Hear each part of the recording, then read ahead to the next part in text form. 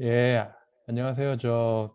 한양대 하준경 교수입니다. 오늘 이제 첫 강의를 하게 되는데요. 여러분들 첫 강의니까 좀 이렇게 좀 쉽고 좀 이렇게 편안하게 이렇게 들으실 수 있게 좀 얘기를 하도록 하겠습니다. 그래서 오늘 주제는 이제 코로나 이후의 불확실성 시대 이제 세계 경제와 한국 경제입니다. 그래서 우리가 이제 경제를 어떤 시각으로 봐야 되느냐, 뭐 이런 문제부터 해가지고요. 지금 우리가 겪고 있는 불확실성이 어떤 종류의 불확실성인가, 뭐 이런 것들 말씀을 드리도록 하겠습니다. 그래서 오늘은 주로 이제 코로나 시대와 관련된 얘기를 먼저 드리고요. 그다음에 우리가 지금 겪고 있는 이 불확실성의 시대라는 것이 어떤 종류의 이제 것인가. 그다음에 이 불확실성의 이제 핵심에 이제 있는 것이 바로 이 미국과 중국의 어떤 이제 갈등 뭐 이런 문제들입니다. 그래서 이런 문제들을 여러분들이 이제 잘 아시고 계시겠지만 우리가 어떤 역사적인 맥락, 경제학적인 맥락에서 어떻게 이해해야 되는지 이런 걸 좀 말씀을 드리도록 하겠습니다. 그래서 먼저 이 코로나 시대라는 건데요. 여러분들 뭐 잘 아시다시피 지금 코로나 이 확진자와 사망자가 이제 최근에 많이 이제 줄었죠. 특히 이제 미국 같은 경우에는 이제 백신이 보급이 되면서 많이 통제가 되고 있고요. 이제 한국 같은 경우는 지금 다시 이제 증가를 하고 있는데요. 이게 지금 최근 건 아니죠. 제가 이거를 낼 때 이제 이 정도였는데 지금은 이제 많이 올라갔습니다. 한국도요.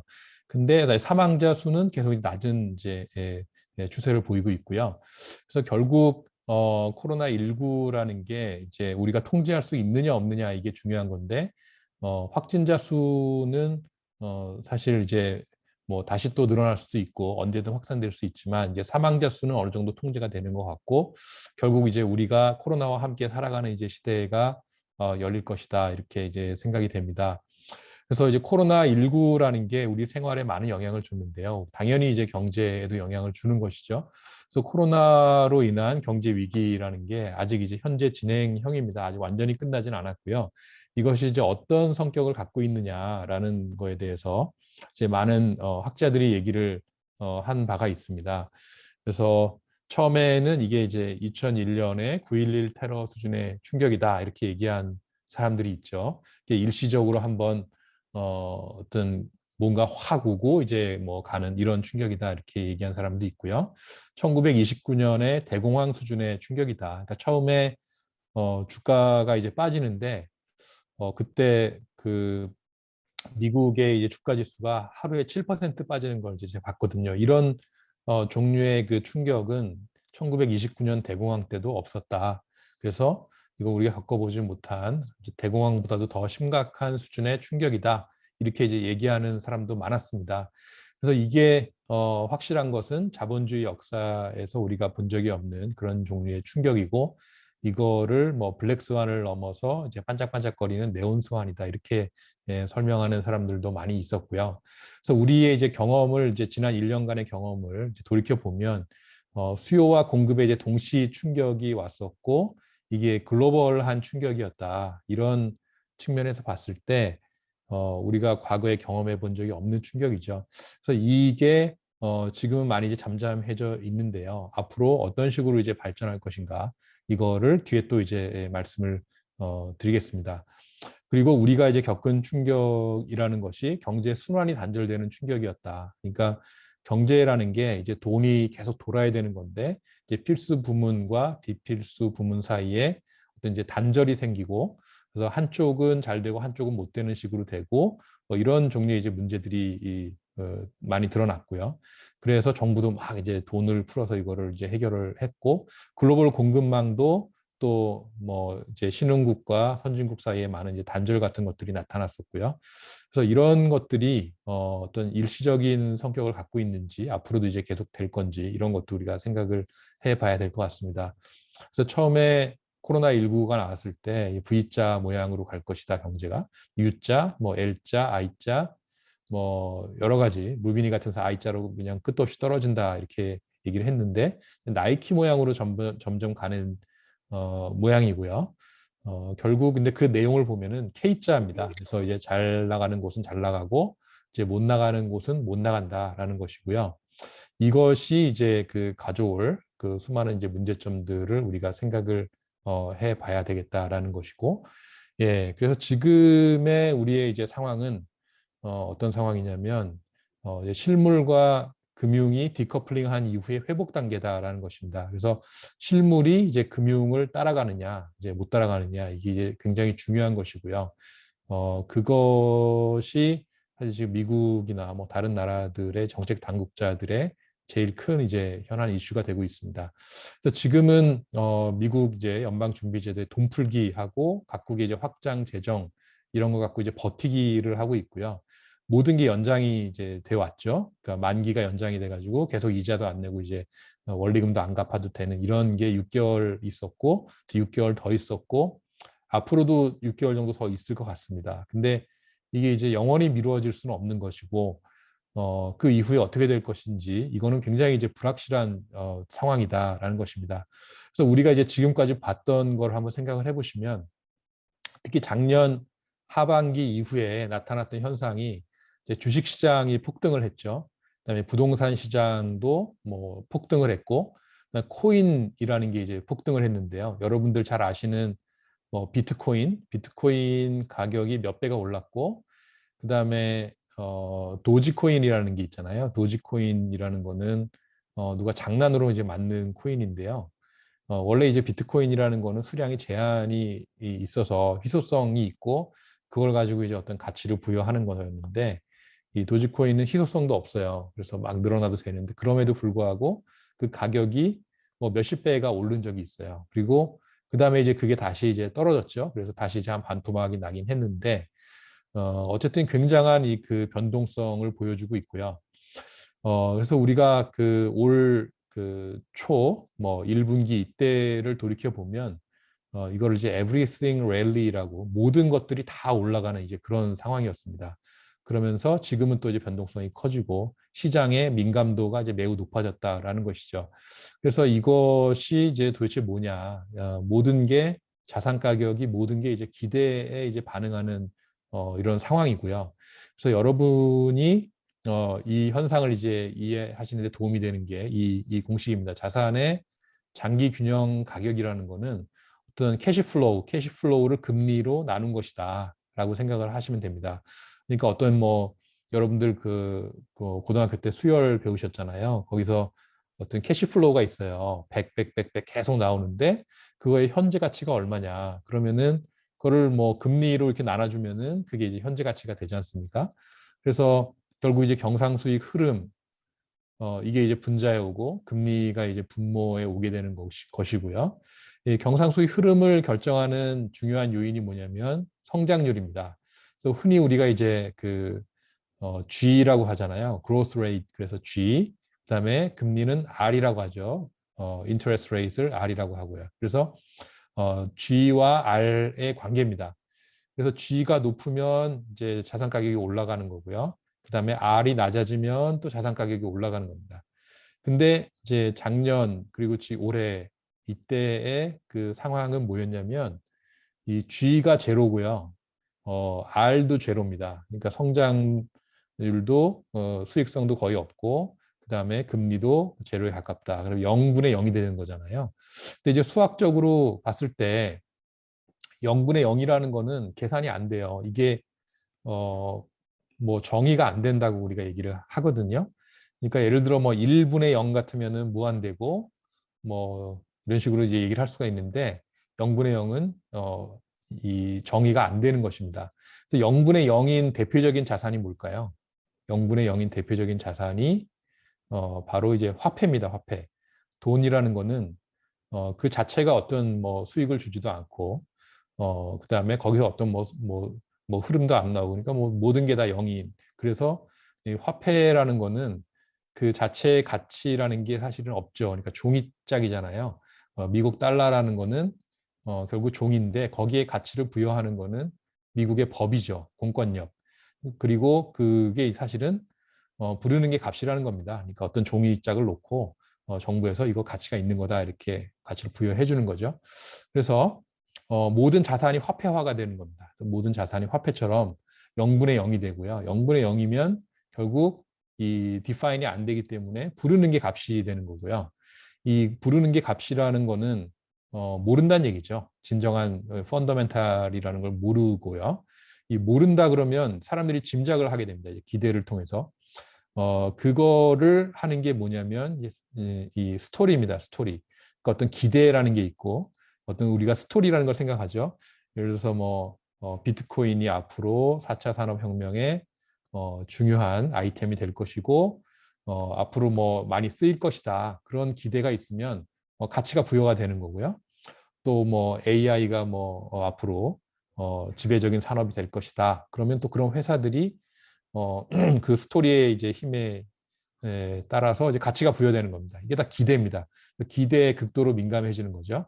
그러니까 금리는 제로인데 경상수익 흐름에 대한 기대가 어떤 플러스의 수치를 갖게 되면 그 자산의 가격은 거의 무한대로 막 폭등하는 식으로 되는 것이죠. 그래서 이제 유튜버들이 나옵니다. 유튜버들이 나와서 어떤 자산 가격이 오를 것이다라고 막 선전을 해요. 그러면 진짜 그런가 보다. 그러면 그 자산 가격이 막 오릅니다.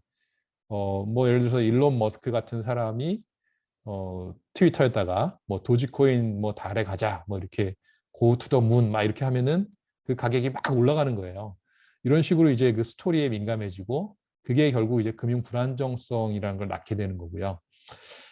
그럼 이제 앞으로 어떻게 되느냐면 이제 금리라는 게 약간 상승하는 걸 이제 그 용인을 하게 됩니다. 당국에서도. 왜냐하면 이게 자꾸 놔두면 사회가 불안정해지거든요. 그러니까 사람들이 다 근로의욕을 잃고 다 그냥 코인은 24시간이잖아요. 잠도 안 자고 이제 코인 시세를 보고 이런 식으로 되면 그 사회가 불안정해지는 것이죠. 그러니까 이제 금리가 약간 올라가게 놔두고요. 그렇게 되면 기대로 인해서 만들어졌던 그 자산 가격은 떨어지게 되는 거죠. 대신에 어떤 경상수익 흐름에 의해서 어떤 그 실적에 의해서 만들어진 자산 가격은 버틸 수가 있는 거죠. 금리가 오르면서 그러니까 성장도 같이 오른다 그러면 버틸 수 있는 거죠. 그래서 자산 시장에도 이제 영향이 오게 되는 거고요.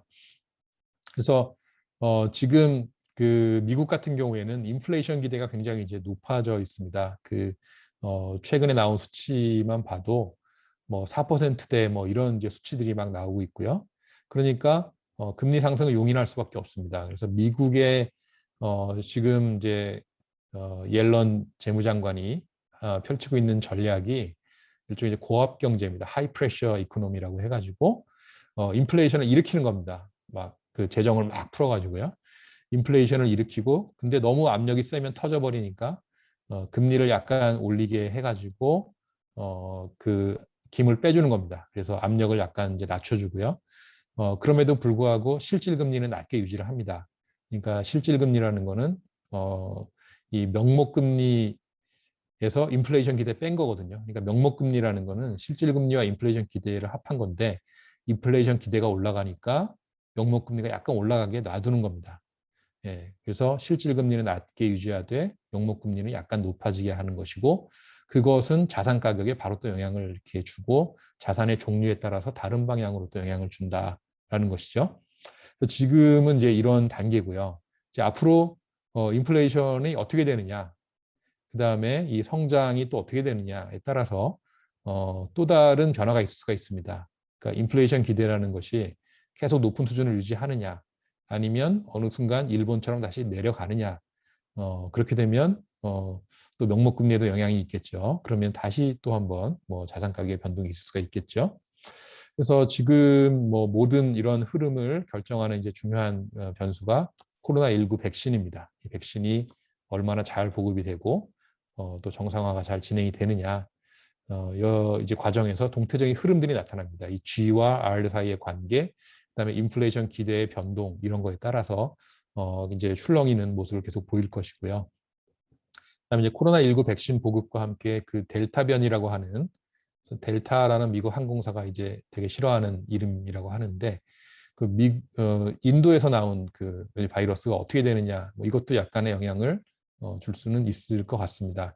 이게 선진국에서는 백신 때문에 큰 영향을 주지 않을지 모르지만 이제 신흥국가에서는 이제 개발도상국에서는 백신이 보급이 잘 안 되고 있기 때문에 델타 이 바이러스가 또 영향을 많이 주고 이게 글로벌 공급망을 통해서 또 영향을 줄 수도 있다. 그것이 또 인플레이션에 어떤 자극을 줄 수도 있고요. 그래서 여러 가지 이제 변수들이 지금 있는 상황이다. 이렇게 말씀을 드리겠습니다. 그다음에 이제 여기서 미국의 이제 기업 부채를 뭐 잠깐 그린 건 뭐냐면요. 지금 우리가 있는 그 시기가 여기다라는 거죠. 그러니까 기업 부채가 굉장히 큰 시기다. 그러니까 코로나가 이때 마침 다가왔다라는 것이고요. 그래서 여러 가지 이제 복합적인 의미에서의 이제 불확실성이 나타나게 됐다. 이제 이런 거죠. 그래서 이 불확실성의 시대를 우리가 살고 있다. 이렇게 말씀을 드릴 수가 있는데요. 이게 도대체 어떤 종류의 불확실성인가? 뭐 저는 이거를 이제 100년 만에 찾아오는 불확실성의 시대다. 이렇게 얘기하고 싶습니다. 그러니까 지금 우리가 겪고 있는 여러 가지 이제 그 모습들이 100년 전 상황하고 굉장히 유사한 측면이 있습니다. 그러니까 100년 전이라고 하면은 1921년이 되겠죠. 예, 그때로 돌아가서 생각을 해보시면은요.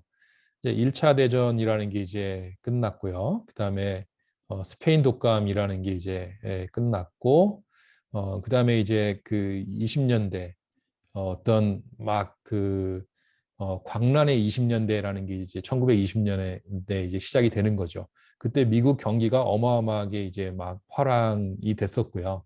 주식이 막 폭등을 하고 그러다가 이제 그 대공황이라는 게 일어났죠. 꼬꾸라지고 그다음에 이제 뉴딜 정책 뭐 그다음에 2차 세계대전 이런 일들이 이제 벌어졌는데요. 여러분이 뭐 1921년으로 돌아가 보시면은 어, 그냥 경제가 앞으로 쭉 갈 거라고 생각을 했겠죠. 그러나 그 이후에 어떤 대공황이나 2차 세계대전이나 이런 큰 이벤트들을 전혀 예측을 할 수가 없었던 이제 시기 아니었겠습니까? 그러니까 지금도 비슷하다라는 것입니다. 지금 코로나 회복되면서 이제 막 이렇게 회복의 흐름을 타고 있는데 앞으로 10년, 뭐 20년 내에 어떤 일이 벌어질지 이거 굉장히 이제 지금 불확실한 상황이고요. 그 불확실성을 가져오는 요인들이 이제 여러 가지가 있습니다. 기술이라는 게 있고, 정치가 있고요. 그다음에 뭐 세계화라는 이런 이제 여러 가지 변수들이 있습니다. 그래서 이런 것들의 그 미묘한 그 흐름들이 지금 이제 막 변하고 있는데 이런 것들을 잘 봐야 되겠다라는 것입니다. 그래서 제가 이제 그 다차원적이고 복합적인 불확실성이라고 이제 말씀을 드렸는데요. 먼저 생각해 볼 수 있는 게 10년 주기설입니다. 그러니까 10년 주기설은 어, 예전에 그 이제 19세기 경제 이론 중에 태양 흑점설이라는 게 있었어요. 그게 뭐냐면 태양의 흑점 주기가 있거든요. 흑점이 한 11년마다 커졌다 작아졌다 그래요. 그래서 그 당시에 이제 경제학자들이 보니까 태양의 흑점이 커지면 불황이 찾아오고 금융위기가 찾아오는 거예요. 그래서 11년 태양 흑점 주기마다 경제가 나빠지는구나 이런 이제 얘기가 나왔고 어떤 사람은 논문까지 썼어요. 그거를 뭐 흑점이 커지면 뭐 농업 생산이 줄고 그러면 한쪽에 불황이 일어나니까 다른 쪽에 불황이 파급되고 뭐 경제가 나빠진다, 금융위기가 온다, 뭐 이런 이제 이론을 얘기를 했는데 그거는 사실 아무 근거 없는 그 이론이고요. 어떤 식으로 이제 이걸 설명을 하냐면 태양의 흑점이라는 게 사람들의 그 기대에 영향을 준다라는 것이죠. 이게 뭐냐면 이제 self-fulfilling prophecy라고 해서 자기 실현적 예언이라는 것입니다. 그러니까 자기 실현적 예언이라는 거는 사람들이 다 그렇게 믿으면 실제 그렇게 된다는 것입니다. 그러니까 태양의 흑점이 커졌기 때문에 경제가 불황이 될 것이다. 이렇게 모든 사람이 믿으면 어떻겠어요? 은행들 입장에서는 기업들이 이제 곧 안 좋아질 거다 그러면 대출을 줄입니다. 대출을 웬만하면 안 해주려고 그러고 좀 이렇게 보수적으로 운영을 하게 되고요. 그 다음에 사람들도 곧 안 좋아질 거다 그러면 뭐 소비를 줄이고 이렇게 좀 자꾸 이렇게 긴축을 하게 되고 모든 사람들이 똑같이 움직이게 되면 실제로 그런 일이 벌어집니다. 그래서 11년마다 실제로 금융위기가 찾아왔고요. 뭐 그런 식으로 어떤 그 사이클이 있는데요. 요즘에 이제 이론으로 본다면 이걸 하나 이제 신용 사이클이라고 얘기를 할 수가 있습니다. 신용 사이클이라는 거는 여러분이 이제 그 은행에서 대출을 받는다는 거는 신용 창조 행위죠. 신용, 그러니까 믿음이 있으니까 갚을 것이라는 믿음이 있기 때문에 돈을 빌려주고 그게 이제 경제의 어떤 화폐를 팽창을 시키는 요인이 되는 건데요. 그 신용이라는 게 막 이렇게 서로 이렇게 잘 나갈 때는 계속 확대가 되는 경향이 있고요. 그러다가 어느 순간에 이제 꺾이게 되면은 서로 이제 불신이 자꾸 커져가지고 또 줄어드는 어떤 그런 경향이 있습니다. 이게 어떤 하나의 사이클을 이루는데 그 사이클의 이 주기가 한 10년, 11년 정도 된다 이런 이제 얘기가 있는 거죠. 그러니까 과거에는 1950년대, 60년대 뭐 이때는 이런 사이클이 별로 없었어요. 이때는 자본주의의 황금기라고 해가지고 미국의 이제 경제 정책이라는 게 이제 뭐랄까요, 아주 정부가 강하게 이렇게 모든 걸 조절하는 이런 식으로 이제 갔었거든요. 뭐 세율도 되게 높고, 그다음에 뭐 노조도 아주 강하고, 뭐 이렇게 모든 게 약간 이렇게 관리 통제되는 식으로 이제 갔었는데, 지금 이제 뭐 사회주의도 몰락하고 이제 자유화가 진행이 되면서 신용 사이클의 영향이 커진 거죠. 그래서 이걸 보시면 한국 같은 경우에 1997년에 외환위기가 왔죠. 2008년에 글로벌 금융위기, 2019년에 이제 코로나19가 왔어요. 그래가지고 뭔가 한번 터졌어야 되는 이런 상황인데 어, 이 버티고 있는 겁니다, 지금. 버티고 있어요. 어떻게 버티냐면 돈을 풀어서 버티고 있다. 모든 나라들이 신용 사이클상 뭔가 문제가 한번 생기겠구나라는 생각을 하게 되면 중앙은행들이 선제적으로 움직여 버립니다. 중앙은행들이 막 돈을 뿌려버리는 식으로 이제 문제 터지기 전에 미리 그냥 풀어버리겠다 이런 식으로 이제 되는 그런 식으로 되고 있고요. 근데 이제 그게 과연 문제를 해결하는 것인지 아니면 문제를 뒤로 늦추는 것인지 이건 알 수가 없고 이제 경제의 어떤 체질이라는 측면에서 봤을 때는 상당히 문제점들이 많이 내재돼 있다. 그러니까 뭐냐면 신용 사이클이 아주 높아졌을 때는 좀 부실한 기업이나 사람들도 많이 대출을 이렇게 해주거든요. 그런 사람들한테도요. 그런 게 아직 많이 남아 있기 때문에 앞으로 어떻게 될지 불확실성은 점점 누적이 되고 있다라는 것이고요. 그다음에 또 중요한 게 이제 미국과 중국 사이의 갈등입니다. 이거는 제가 이제 뒤에 좀 더 자세히 말씀을 드리겠습니다. 그래서 이 미중 사이의 갈등이 일어나는 근본적인 그 이유가 어떤 그 GDP 사이즈라는 것도 있고, 그다음에 중국이 막 따라오니까 미국 입장에서는 가만히 있을 수 없는 게 있고, 그다음에 기술이라는 게 있고, 기술 패권이라는 게 굉장히 중요하거든요. 5G나 AI 같은 이런 이제 기술이 중국이 사실 그 많이 따라잡았습니다. 그래서 이쪽에서 만약에 중국이 이제 패권을 쥐게 되면 세계의 역사가 바뀔 수 있는 그런 상황이기 때문에 미국 입장에서는 굉장히 이걸 견제를 해야 되는 상황이고, 그래서 이 기술 패권을 놓고 갈등을 하고 그게 정치 패권의 갈등으로 이어지고 그게 세계화 흐름의 어떤 그 반전 이런 걸로 도 연결이 된다는 것이죠. 그래서 지금 이제 글로벌 불균형이 굉장히 심화됐다는 겁니다. 세계 질서라는 게 이제 미국 중심의 일극 질서라는 게 지금 30년, 90년대부터 치면 30년간 유지가 됐는데 여기에 어떤 균열이 올 수 있는 지금 그런 어떤 불확실성이 있는 거고요. 뭐 그러다 보니까 다른 데서도 문제들이 생깁니다. 그러니까 유럽 같은 경우에도 이제 통합을 했다가 영국이 이제 빠져나가는 그런 브렉시트 문제가 이제 생기고요. 그다음에 이제 여러 지역주의라는 것들이 이제 많이 이제 대두가 되고 있고요. 뭐 자국 우선주의, 뭐 아메리카 퍼스트도 있고, 그다음에 중국은 뭐 중국몽도 얘기를 하고요. 그래서 결국 이제 각자 도생의 흐름이라는 게 나타나고 있고, 이렇기 때문에 또 바이든 정부에서는 또 이렇게 동맹들을 더 묶어야 된다 이런 또 대응을 하고 있는 것이죠. 그다음에 이제 그 경제 양극화라는 게 심화됩니다. 그러니까 어떤 시대가 계속 이렇게 편안하게 이제 지속이 되다 보면 양극화라는 게 이제 확대가 되는 경향이 있습니다. 그래서 지금 그게 어떤 이제 최고조로 와 있고 양극화가 심화되는 그런 상황에서 이제 지대 추구가 또 확대가 되는 겁니다. 그러니까 뭔가 독과점을 추구하게 되고 그다음에 땅, 부동산 이런 걸 또 통해서 쉽게 돈을 벌려는 그런 움직임이 나타나고요. 그다음에 이런 것들이 인구 구조 변화랑도 이제 관련이 있습니다. 젊은 사람들이 이제 숫자가 줄어드는 그런 상황에서 자기들이 많은 부담을 져야 되고 여러 가지 세대 간 갈등이 일어나고 이런 것들이 다 통합적으로 지금 일어나고 있는데요. 여러분들이 이 강의를 이제 오늘, 내일, 모레 세 번 들으시면 이런 것들을 이제 통합적으로 이해하시는데 많이 도움이 될 거라고 생각을 합니다. 그래서 지금 100년 전하고 되게 유사한 측면이 있고요. 200년 전하고도 사실은 유사한 측면이 있습니다. 이게 다 모든 게 기술, 그다음에 그걸 놓고 패권, 그다음에 세계화, 불평등, 인구 이런 것들이 줄줄이 엮인다라는 것입니다. 그래서 이거를 뒤에 또 자세히 설명을 해드리겠습니다. 그래서 지금 우리가 겪고 있는 이 불확실성의 상당 부분이 미중 사이의 갈등이라고 말씀을 드렸는데, 지금의 이제 그 중국이 100년 전의 독일과 굉장히 비슷한 그런 모습을 보이고 있다. 그래서 독일이란 나라가 재밌는 나라인데요. 항상 그 후발국으로 이렇게 쫓아오면서 뭔가 이렇게 많은 그 균열들을 일으키는 그런 이제 역할을 했고요.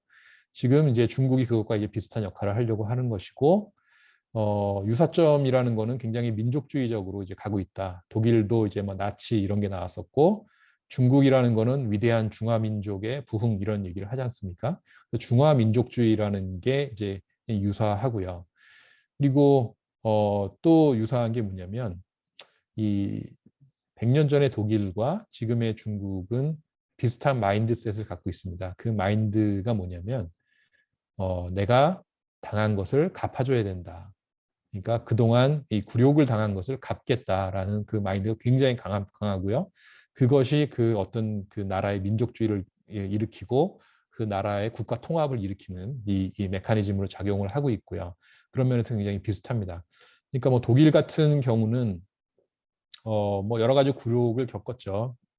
그러니까 뭐 독일이 통일된 게 1870년대니까 그 전에 사실은 대영 제국 밑에서 이제 있었던 뭐 그런 좀 뭐랄까요, 좀 이렇게 주도권을 잡지 못했던 뭐 그런 것도 있고, 그다음에 1차 세계대전에서 또 패해가지고 또 굴욕적으로 뭐 어마어마한 배상금을 물어내게 이렇게 한 그런 것도 또 당했다고 이제 생각을 하는 것이고, 중국 같은 경우는 중국 사람들이 제일 이제 치욕적으로 생각하는 게 이제 아편 전쟁이잖아요. 그 19세기에 그때 이제 영국한테 무릎을 꿇었던 그런 경험. 그 이후에 이제 반식민지가 돼가지고 뭐 서구한테 착취를 당했다. 뭐 이런 이제 또 피해 의식 이런 것들이 아직까지 남아 있고요. 예, 그런 것들이 굉장히 이제 이 독일과 비슷하고요. 뭐 차이점도 많이 있죠. 사실은 어떤 이 중국이란 나라의 어떤 그 체제라든지 이런 뭐 여러 가지 뭐랄까요, 뭐그 독일하고는 다른 점들이 있습니다. 예. 그래서 그런 것들은 나중에 또 이제 말씀드릴게요. 그래서 다차원적인 불확실성의 이제 지금 시대고, 이 코로나가 가져온 불확실성이 여러 가지 정책에 지금 이제 반영이 돼 있고, 자산 시장에 제일 먼저 반영이 돼 있고, 그래서 적어도 향후 1, 2년은 우리가 여기서 이제 벗어나기 어려운 상황이다라는 것이고요. 지금의 이제 불확실성을 가져오는 제일 큰 요인은 기술이다. 혁신과 4차 산업혁명, 뭐 이런 게 이제 어떤 중심에 있고요. 그걸 놓고 경쟁을 하고 있다. 기술 패권, 그다음에 이제 정치 패권을 이제 이 어떤 나라가 이 기술 패권을 갖느냐에 따라서 정치 패권이 결정이 되죠. 그래서 경쟁이 지금 일어나고 있고, 그다음에 그 세계화가 이 패권과 상호작용을 합니다. 이 세계화가 왜 상호작용을 하냐면요. 그러니까 어떤 나라가 패권을 확고하게 갖고 있으면 일극 체제가 되잖아요. 그러면 그 나라는 이제 더 이상 우리 이제 이런 경쟁을 하지 말고 자유무역으로 가자 이런 이제 방향으로 정책을 전환을 합니다. 그러니까 영국 같은 경우도 뭐 프랑스하고 나폴레옹 전쟁을 하면서 패권 다툼을 했고 거기서 이긴 다음에 이제 세계화를 추진을 해서 대영 제국이라는 걸 건설을 해서 전 세계 차원의 어떤 그 글로벌라이제이션을 이뤘고요. 미국도 그 2차 대전에서 이겨서 패권을 얻은 후에 그 다음에 이제 그 다른 나라들을 많이 도와주고 이제 이러면서 또 영향력을 넓혔고 그다음에 사회주의가 몰락해서 일극 체제가 되니까 그때 정말 글로벌라이제이션이 된 거지 않습니까? 근데 그 만약에 어떤 패권의 불확실성이 존재하면 이 세계화보다는 탈세계화를 하게 됩니다. 그러니까 어떤 큰 그 장을 열어줬더니 경쟁자가 나와서 자꾸 큰다. 그러니까 미국 입장에서는 글로벌라이제이션을 통해서 큰 시장을 만들어줬더니 중국이 치고 올라오더라. 그러면 그 시장을 크게 유지할 인센티브가 줄어드는 겁니다. 그래서 탈세계화를 이제 하게 되는 것이죠. 그래서 어떤 패권이 불확실해진다. 그러면 세계화의 흐름은 축소될 수밖에 없다. 그래서 미국과 중국의 경쟁이 심해질수록 세계화의 흐름은 후퇴할 가능성이 크다. 이제 이런 말씀을 드릴 수가 있고요. 그리고 이런 과정에 인구 구조라는 게 변화를 합니다. 그러니까 어떤 기술이라는 게 발전해서 누가 패권을 갖고 세계화가 막 진행이 되면 그러면 양극화가 많이 일어나게 되죠.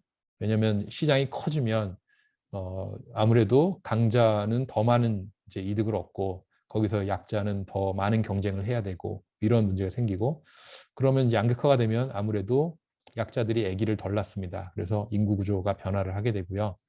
근데 그럼 자본의 수익률도 변화를 합니다. 자본의 수익률이라는 거는 사람이 얼마나 이 자본에 많이 붙어주느냐에 따라서 이제 정해지는 면이 있는데 자본의 수익률이 뭐 떨어진다든지 이렇게 되고요.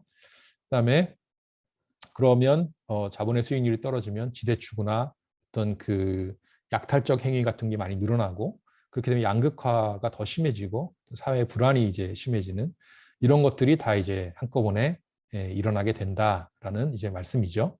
그래서 여러분들한테 이제 이런 말씀을 이제 드렸는데 이걸 잘 이해하려면 우리가 패러다임을 잘 갖고 있어야 된다라는 것입니다. 이 모든 이걸 이해하는 틀, 그래서 여러 가지 이제 틀들이 있는데 이 그림이 이제 굉장히 유명한 그림입니다. 이 그림을 보시면 이게 이제 젊은 여자라고 이제 이걸 얘기하는 사람이 있고 이게 늙은 할머니다 이렇게 또 얘기하는 사람이 있습니다. 그래서 이게 보는 시각에 따라 다른데요. 요 이제 요거 있지 않습니까? 지금 제가 가리키는 선이 무엇이냐? 이 선이 만약에 목걸이다 그러면은 이거는 젊은 아가씨가 옆에 이렇게 고개를 옆으로 돌리고 있는 모습이고요. 이 선이 만약에 입이다, 입. 사람의 입이다 그러면 요게 이제 코가 되고 이게 늙은 할머니가 되지 않습니까? 그래서 요게 도대체 뭐냐? 이걸 어떻게 해석하느냐에 따라서 이게 늙은 할머니로 보일 수도 있고 젊은 아가씨로 보일 수도 있다라는 것입니다.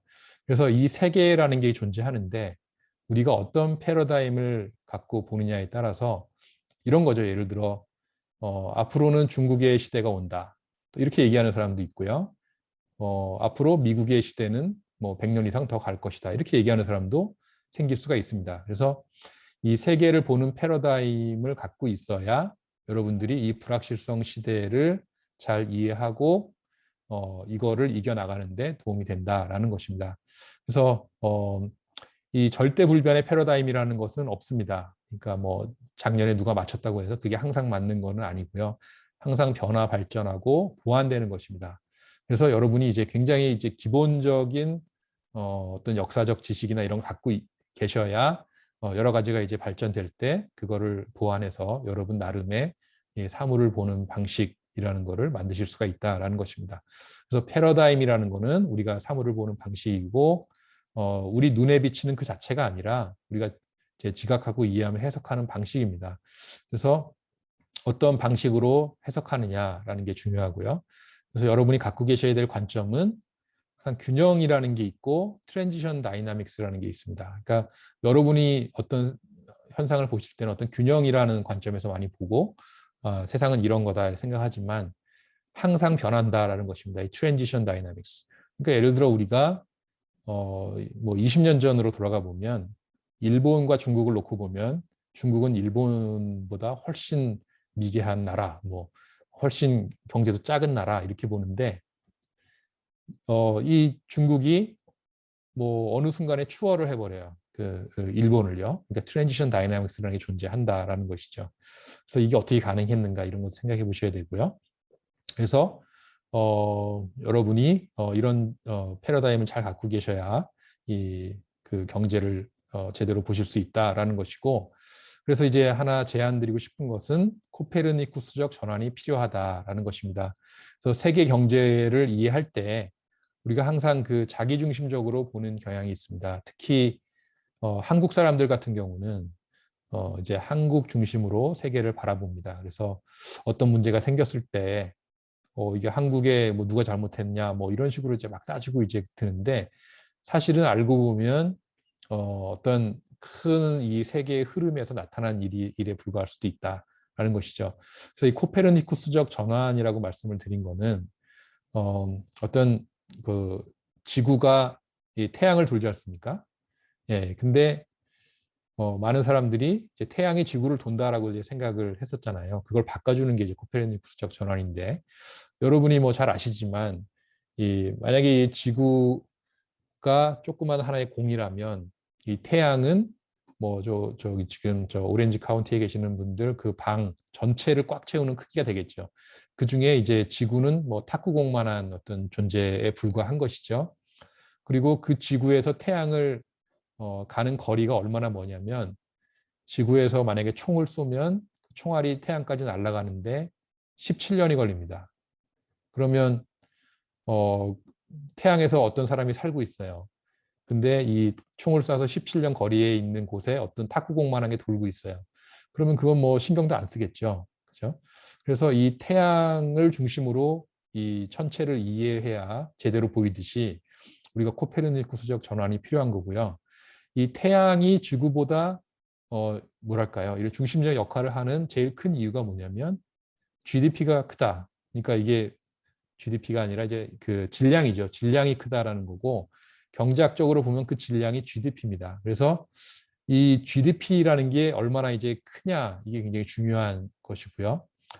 그걸 중심으로 돌고 있다, 우리가. 이런 이제 말씀입니다. 그래서 미국의 GDP가 뭐 20조 달러다. 뭐 한국은 뭐 2조가 좀 안 된다. 그러면 한국이 이제 미국을 중심으로 도는 이런 이제 그림을 생각을 해볼 수가 있는 것이죠. 그 다음에 중국은 미국의 한 70%에 따라왔다. 그러면 이제 중국이 미국을 돌다가 자기의 질량이 커지면 자기가 태양이 되려는 그런 힘이 생기고요. 그리고 미국도 이제 그거에 의해서 영향을 받게 됩니다. 그러니까 만약에 우리가 이런 생각 해볼 수가 있죠. 달이 이제 지구를 도는데 달의 질량이 갑자기 몇 배로 커졌다. 달이라는 게 딱 보면 미국만 하거든요. 달의 한 면을 놓고 보시면 미국 지도랑 거의 겹칩니다. 그러니까 그 정도 되는 사이즈가 돌고 있는데 갑자기 달이 커지면 이제 지구도 막 흔들리는 거죠. 네, 지구가 흔들리는 게 사실은 이제 그 밀물 썰물이 되는 게 그 달의 영향을 받아서 되는 거잖아요. 그래서 이 GDP라는 게 커지면 세계 질서에 영향이 옵니다. 그리고 기술 패권과 관련이 되죠. 그러니까 기술이라는 거를 발전시키지 않으면 GDP가 클 수 없기 때문에 이제 이 어떤 기술과 GDP가 이제 왔다 갔다 하면서 이제 커지는데 어떤 나라가 이제 다른 패권국을 위협할 정도로 커지면 그러면 이제 정치 패권에 문제가 생기고 이게 세계화에 문제가 생긴다.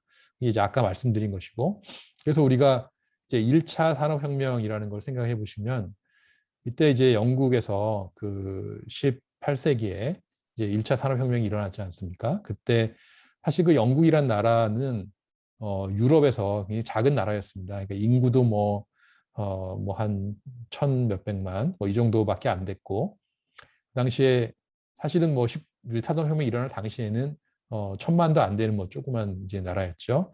그리고 그때 유럽의 이제 큰 나라는 프랑스죠. 프랑스가 이제 큰 나라고 독일이 뭐 도전을 하고 뭐 이런 이제 관계였는데, 그 영국이 이제 산업혁명을 하면서 기술 패권을 갖게 되는 거고요. 그러면서 이제 부딪힌 게 이제 프랑스랑 부딪히는 거죠. 그래서 이제 프랑스의 이제 나폴레옹이랑 전쟁을 하는 거죠. 그래서 19세기 이제 그 1800년대 초부터 중반 그 1803년인가요? 그때부터 뭐 1815년인가 그때까지 나폴레옹 전쟁을 하고, 나폴레옹이 영국을 만약에 꺾었으면은 세계사는 달라졌겠죠. 근데 영국이 나폴레옹을 꺾은 거죠. 이제 워털루에서 그걸 꺾어버리고, 또 나폴레옹이 이제 망하니까 영국은 드디어 이제 정치 패권까지 갖게 되는 거고, 그래서 대영 제국이라는 걸 이제 펼쳐서 세계 패권을 이제 갖는 나라가 된 거죠. 그래서 영국이 이때 패권을 가질 때 뭐 이때 프랑스랑 다툴 때 이때 인구가 뭐 천 몇백만밖에 안 됐습니다. 그런데 패권을 가진 다음에 인구가 막 늘어나는 거죠. 그러면서 이제 전 세계에 쫙 퍼져가지고 세계를 지배를 했고요. 그다음에 이제 2차 산업혁명이라는 거는 뭐 19세기 말 20세기 초에 뭐 전기, 화학 이런 것들이 나오면서 그때 이제 미국이 많은 이제 뭐 발명도 하고 그러면서 이제 미국이 이제 영국과 하고 비슷비슷해지는 뭐 이런 이제 상황이 왔었고, 근데 2차 산업혁명 이때는 이제 많은 불확실성이 있었죠. 이때 패권을 결국 미국이 차지했지만, 이때 이제 새로운 기술이 나왔을 때, 예, 영국의 패권에 도전한 게 독일이죠. 독일이 도전을 했고, 미국도 도전을 하는 거죠. 그래서 그런 혼란한 상황, 2차 산업혁명 이후에 그 혼란한 상황에서 정치 패권이 불안정해지고, 뭐 어떤 이제 세계화가 불안정해지고 이러면서 대공황도 일어나고 전쟁도 일어나고 이제 했던 것이죠. 그러다가 이제 미국이 그 원자폭탄 탁 터트리고 패권을 잡은 다음에 자본주의 황금기가 도래했고요. 그래서 이제 베이비 붐도 일어나고 막 그런 시대가 이제 왔고, 그 다음에 이제 3차 산업혁명이라는 게 이제 PC 뭐 이런 것들이잖아요. PC 인터넷 이런 것들이 이제 70년대 뭐 이때부터 뭐 일어납니다. 70년대 이때 막 PC 이런 게 나오면서 미국도 이제 프로덕티비티 슬로우다운이라고 해가지고 어느 정도의 그 생산성의 위기를 맞게 되고요. 그 위기를 어떤 뭐 신자유주의나 이런 걸 갖고 이제 돌파를 한 거죠. 레이건 이런 사람들이 나와서 막 뭐랄까요, 이제 소련하고 막 군비 경쟁도 하고 막 이러면서 그 다음에 이 3차 산업혁명에 이 패권을 잡고 또 30년간 이제 Great Moderation이라는 이제 어떤 시기를 또 펼친 거죠. Great Moderation이라는 거는 대안정기입니다. 경제가 안정적으로 성장하는, 그게 1990년대 이제 사회주의가 망하면서 대안정기가 찾아왔죠. 그래서 뭐 닷컴 뭐 이런 것도 막 나오고 이렇게 이제 했는데, 그러다가 이제 글로벌 금융위기 맞으면서 또 한 번의 위기를 맞았고, 지금은 이제 4차 산업혁명, 예, 아까 말씀드린 이제 그 시기고, 이제 중국이 도전국으로 지금 이제 자리매김하고 있다. 라는 이제 말씀입니다. 그래서 그 GDP의 추이를 보시면 이제 아까 말씀드린 것 같이 아실 수가 있는데, 이 중국이 미국의 70%이 수준까지 GDP가 왔다라는 것이죠. 그러니까 이전에 이제 뭐 미국의 패권에 도전을 했던 나라가 일본이죠. 일본이 한 미국의 70% 정도 왔을 때, 그러니까 1980년대에는 미국이 일본 따라 배우자 막 이런 얘기 많이 했잖아요. 그래서 뭐 일본의 뭐 소니가 뭘 사고 뭐 맨하탄에 있는 무슨 건물을 사고 막 이런 뉴스들이 막 나오고, 일본의 경영 방식이 최고다 이랬는데 미국이 그때 플라자 합의를 해가지고 일본을 꺾어버린 거죠. 이 플라자 합의는 뭐 잘 아시겠지만 이제 환율을 조정을 해서 일본 물건 값을 갑자기 하루아침에 2배로 올려버리는 식으로 해가지고 이제 했는데, 그 대응 과정에서 이제 일본이 여러 이제 실수들을 했고요.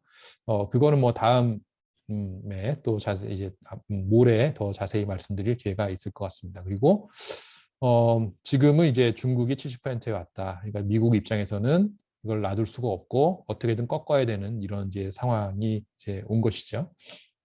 그래서 이제 그 결국 미국, 중국, 일본 요 세 나라의 이제 어떤 이런 상황을 좀 보시면 여러 이벤트들이 있습니다. 2008년에 글로벌 금융위기가 있는 거죠. 그러니까 이 전을 여러분이 보시면 글로벌 금융위기가 서프라임 모기지 때문에 이제 일어났잖아요. 이게 사실은 그 2001년인가요? 그때 중국이 WTO에 가입을 합니다. 그러면서 어마어마한 이제 그 시장 접근성을 얻게 되고요. 그래서 미국한테 엄청나게 수출을 해가지고 돈을 막 쌌습니다. 달러를 막 이제 벌어들이는데, 물론 이제 당시에 중국이 그렇게 할 수 있었던 거는 환율 조작 비슷한 거를 하는 거죠. 환율을 일부러 이제 저렴하게, 중국 돈을 저렴하게 해가지고 중국 물건이 미국 시장을 장악할 수 있게 이렇게 환경을 조성을 했고요. 그래서 그 쌓은 돈을 어떻게 하냐면 미국한테 다시 토스를 해버립니다. 그러니까 미국한테 리사이클을 해버리는데, 뭐냐면 미국 국채를 사고 달러를 주는 거죠. 다시. 그러면 그 달러가 이제 미국에서 막 돌아다니는데 투자할 데가 별로 이제 없으면 어디로 가냐? 부동산으로 갑니다. 그래서 서프라임으로 이제 가는데, 마침 미국의 정책 기조가 짝짝 들어맞은 거예요. 이제 저금리에다가 뭐 그다음에 금융 규제 완화에다가 이런 것들이 들어맞으니까 미국의 이제 그런 불균형과 그런 이제 거품이 커지고, 이게 터진 게 글로벌 금융위기죠. 그러니까 중국 입장에서 볼 때는 아, 이제 미국이 망하겠구나 이렇게 생각하는 거죠. 드디어 이제 자본주의가 망한다 이렇게 생각을 하는 거고, 그래서 2009년에 미국이 마이너스 성장을 합니다. 그다음에 이때 또 일어난 일이 뭐냐면 중국의 GDP와 일본의 GDP가 같아지는 겁니다. 예, 이게 이제 굉장히 큰 또 일이 되는 거고요. 그러니까 이 상황에서 2010년이 되니까 어떤 일이 벌어지냐면 중국 입장에서는 미국은 이제 꼬꾸라졌고 일본도 이제 곧 추월할 것이다. 그러면 세계 질서를 바꿔야겠다라는 이제 생각을 하게 되는 것이고, 이 세계 질서, 그러니까 이 미국 중심의 세계와 중국의 세계의 경계선이 어디냐면 한국입니다. 한국이고 그 경계선이 어디냐면 NLL입니다. NLL. 뭐 잘 아시죠? 그 북방 한계선이라고 해가지고 그 서해 바다에 있는 그 선인데, 이게 왜 최전선이 되냐면 미국이 설정한 선입니다. 그러니까 이거는 중국이 동의해 준 적이 없는 거죠. 뭐 북한도 동의한 적이 없고. 그래서 미국이 설정한 NLL이라는 거는 미국 패권의 하나의 최첨단이라고 할 수 있는 거죠. 근데 미국 패권이 무너진다 그러면 그거부터 무너지는 거겠죠. NLL부터. 그러면 북한이 이제 이런 흐름이라는 거를 이제 생각을 하고, 아, 그거부터 깨자. 그래서 도발을 하는 거죠. 천안함을 도발을 하고요. 그 다음에 2010년에 연평도에도 포격을 해버리는 거죠. 뭐냐면 NLL이라는 거를 인정하지 않는 이런 이제 것을 통해서 미국의 패권을 인정하지 않는 식으로 이렇게 질서가 이제 바뀐다라는 뭐 이런 걸 이제 활용하려고 하는 건데, 이게 그 이제 미국 GDP가 꺾일 때 일어난 거고, 근데 이제 2010년에 미국 GDP가 다시 올라갑니다. 플러스로 올라가고요. 그러니까 뭐 그 숫자는 2011년에 나오겠죠. 그래서 다시 이제 흐름이 중국 생각대로 가지는 않게 되는데요. 근데 이제 2010년에 이제 중국이 이제 일본을 드디어 이제 추월을 하죠. 추월을 하고 미국은 플러스 성장으로 이제 반전을 하게 되는 거죠. 그렇게 되니까 좀 복잡해지는 거죠. 중국이 일본은 이제 막 무시할 수 있지만 미국이 이제 꺾어질 줄 알았더니 플러스로 다시 가네 이렇게 생각을 하는 거고, 이때 또 미국이 플러스로 이제 가면서 어떤 일들을 하냐면 이 셰일가스라는 거를 이제 그 개발을 하는 거죠. 이게 사실은 이 글로벌 금융위기 이후에 이제 일어났던 일인데, 이 셰일가스라는 게 이제 막 나오고 그러면은 이게 또 간단치가 않거든요. 이 미국이 다시 한번 성장 동력을 얻는구나 이렇게 생각을 하게 되는 거죠. 그래서 2012년에 시진핑이 들어와 가지고 이제 중국몽을 얘기를 하죠. 중국몽을 얘기를 하면서 이제 신형 대국 관계라는 걸 이제 얘기를 합니다. 그래서 이거는 미국을 형님으로 인정하지만 이 동아시아에서는 내가 골목대장인 거를 인정해라. 신형 대국 관계라는 거를 이제 설정을 합니다. 이렇게. 물론 이제 그걸 뭐 미국이 인정해 주는 건 아니지만 이제 중국은 그런 걸 이제 어젠다를 갖고 나오는 것이고요. 그다음에 이제 아베가 이제 2012년에 들어오죠. 그래서 아베가 이제 중국한테 꺾이니까 일본 사람들 입장에서는 이게 굉장히 인정할 수 없고 받아들일 수 없는 상황입니다. 그러니까 일본 사람들의 마인드는 자기들이 아시아 최고거든요. 아시아 최고고 지금도 아마 이렇게 생각할 겁니다. 그 일본하고 중국하고 만약 전쟁을 하면 누가 이길까요? 그 일본 사람들은 일본이 이긴다고 생각합니다. 왜 그러냐면 여러분들 그 미사일을 만약에 이제 우리가 쓴다 그러면 일제 미사일하고 중국제 미사일하고 어느 게 더 정확하겠습니까? 당연히 일제 미사일이 훨씬 정확도가 높겠죠. 그죠? 그러니까 이 일본 사람들 입장에서는 한판 붙으면 우리가 이길 수 있고 얘네들은 예전에 우리 밑에 있던 애들인데 우리 위에서 형 노릇을 하려고 하네. 그게 얘네들한테 굉장한 그 마음의 이제 그 상처로 다가오는 거고, 그걸 인정할 수가 없고, 지금도 뭐 그렇습니다. 그리고 얘네들은 한국도 인정 못해도 당연히 한국은 동생의 나라라고 생각을 항상 하고 있고 지금도 그렇고요. 그러니까 한국이 지금 1인당 소득이 이제 구매력 기준으로 하면 작년에 일본을 추월을 했거든요. 그러니까 구매력이라는 건 뭐냐면 어떤 똑같은 그 소득으로 얼마나 많이 살 수 있느냐, 물가를 감안한 거죠. 작년에 이제 한국의 1인당 GDP가 일본을 추월을 했어요. 구매력 기준으로. 이게 임진왜란 이후에 최초로 있었던 일입니다. 그래서 일본 사람들 입장에서 이제 그 중국한테 추월당했을 때도 굉장히 이제 그런 충격을 받았고, 그래서 아베가 나와서 이 사람들의 어떤 정신적 지주 역할을 하면서 아베노믹스라는 거를 이제 만드는 거죠. 그래서 돈 막 풀고 성장을 하겠다. 그리고 미국이나 유럽 입장에서도 도와주는 거죠. 그러니까 옛날에 얘네들이 막 돈 풀고 환율 막 절하시킬 때는 야 너네들 그런 불공정 경쟁이지 하면서 이걸 막았는데 너네 좀 어렵구나. 그러니까 용인하는 겁니다. 막 아베노믹스 용인해주고요. 돈 막 풀어도 그냥 오케이 너네 돈같이 떨어뜨려도 좋다. 수출 많이 해라. 이렇게 하는 거고요. 그다음에 이제 2014년에 중국이 이제 좀 더 자신감을 갖고 1대1로라는 거를 이제 제안을 하는 거죠. 이 뭐냐면 육로가 이제 그 로고요. 그다음에 이 대라는 거는 이제 띠죠. 띠라는 거는 이제 목걸이처럼 바닷길이고 일로는 이제 육지길이죠. 이게 이제 그 유럽과 중동을 연결하는 유럽 중동 이쪽하고 중국을 연결하는 건데 중국이 만약에 이제 미국에 의존하지 않고 살아가려면 미국, 일본하고 이제 끊고 살아가려면 스스로 에너지를 조달할 수 있어야 되거든요. 그러니까 스스로 이 중동에 있는 에너지, 석유를 갖고 올 수 있어야 되는데 그 길이 바로 이제 1대1로가 되는 거고 이게 중국 중심의 어떤 그 세계 질서를 만들겠다라는 이제 의지를 보여주는 것이고 2015년에는 중국 제조 2025라는 이제 전략을 이제 가져옵니다. 그래서 중국에서 첨단 기술 갖고 물건을 만들겠다. 이 굉장히 그 자극적인 거죠. 그 미국 입장에서는 얘네들은 그 그냥 싼 거 쉽게 만드는 거 그 노동집약적으로 하면 되는데 너네들이 첨단까지 하겠다. 그러면 미국 입장에서는 인정할 수가 없습니다. 그 다음에 이제 2016년에 이제 아메리카 퍼스트 트럼프가 당선이 되죠.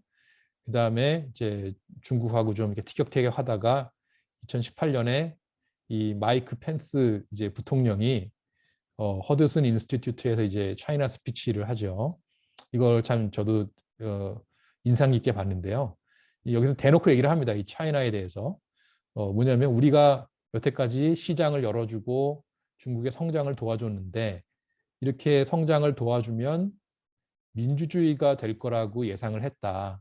근데 지금 하는 거 보니까 민주주의가 아니고 오히려 공산당 일당 독재가 심해지고 거꾸로 간다. 우리의 예상하고. 그래서 우리는 이거를 좌시할 수 없다.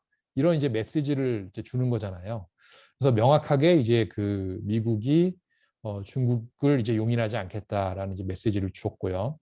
그다음에 이제 2019년, 20년에 홍콩 시위가 벌어지는 거죠. 이거는 중국이 이제 미국 중심의 질서에서 이제 더 벗어나겠다. 홍콩이라는 거를 사실은 이제 1997년인가 이때 반환됐을 때 50년간 보장해 준다고 했는데 지금 이제 20년밖에 안 되는데 홍콩을 이제 중국의 일부로 그 일국 양제가 아니고 일국 일제로 이제 만들겠다 이런 이제 의지를 표명을 했고 홍콩에서 시위가 벌어지는 거죠.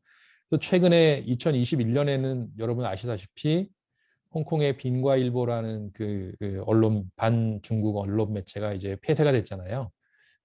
그 정도로 지금 이제 진전이 됐고 2021년 미국에서는 이제 스트레이티지 컴피티션 액트라는 게 나오는 거죠. 이게 바이든 정부에서도 중국이 우리보다 앞서가는 거는 내가 볼 수 없다 이렇게 명시적으로 얘기를 하고 이제 핵심 기술이나 이런 쪽에서는 중국을 배제하는 이런 그 전략을 법제화를 해버립니다. 그래서 이제 우리의 그 핵심 공급망, 뭐 반도체나 이런 공급망에 중국은 배제한다라는 거를 이제 법으로 만드는 이런 일을 하는 거죠.